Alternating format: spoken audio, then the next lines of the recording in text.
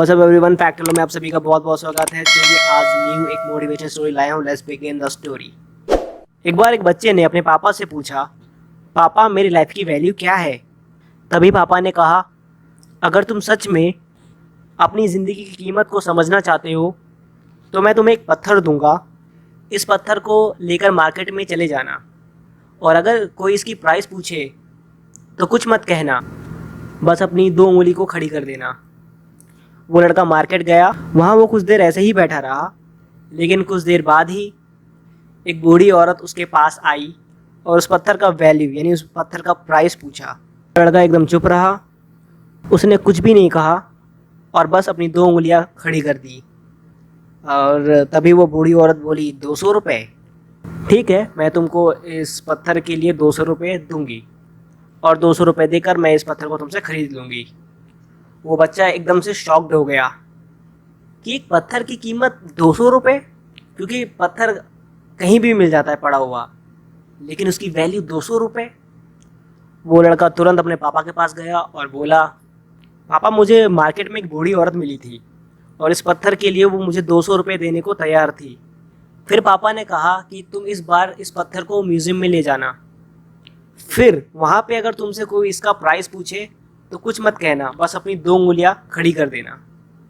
वो लड़का म्यूज़ियम चला जाता है और वहाँ पर एक आदमी की नज़र उसके हाथ में रखे पत्थर पर पड़ी और फिर उस आदमी ने तभी उसका प्राइस पूछा और वो बच्चा फिर एकदम से चुप रहा।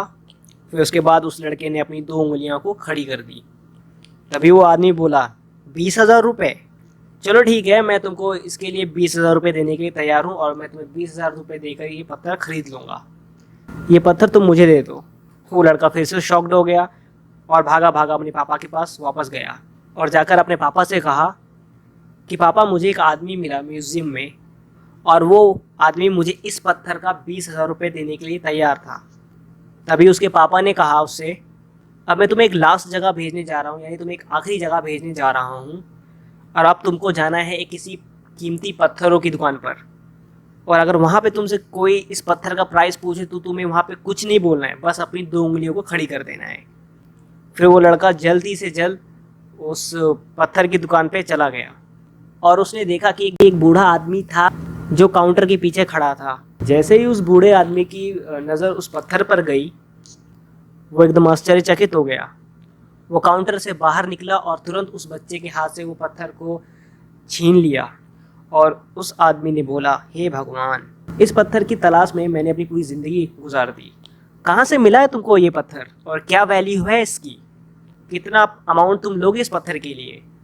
वो बच्चा तब भी चुप रहा और अपनी दो उंगलियां खड़ी कर दी। तभी वो बूढ़ा आदमी बोला, 2 लाख रुपए? मैं तुमको इस पत्थर के लिए 2 लाख रुपए देने के लिए तैयार हूँ, तुम ये पत्थर मुझे भेज दो प्लीज़। उस लड़के को अपनी आंखों पर विश्वास नहीं हुआ कि ऐसा क्या हो रहा है। फिर वो लड़का जल्दी से जल्द अपने पापा के पास गया और बोला, पापा वो बूढ़ा आदमी मुझे इस पत्थर के लिए 2 लाख रुपए देने के लिए तैयार हो गया। तभी उसके पापा ने कहा, क्या तुम अब समझे अपनी लाइफ की वैल्यू? आपकी लाइफ की वैल्यू इस बात पे डिपेंड करती है कि आप अपने आप को कहाँ रखते हैं। ये आपको डिसाइड कर रहा है कि आपको 200 रुपये का पत्थर बनना है या 2 लाख रुपये का पत्थर बनना है। ज़िंदगी में कई सारे ऐसे लोग होते हैं जो आपसे प्यार करते हैं और उनके लिए आप सब कुछ होते हैं, और कुछ लोग ऐसे भी होते हैं जो सिर्फ आपका इस्तेमाल करते हैं बस टाइम के लिए, और जैसे उनका काम ख़त्म हो जाता है वो आपको भूल जाते हैं, और उन इंसानों के लिए आप कुछ भी नहीं है। ये आपके ऊपर डिपेंड करता है कि आपकी लाइफ की वैल्यू क्या होगी।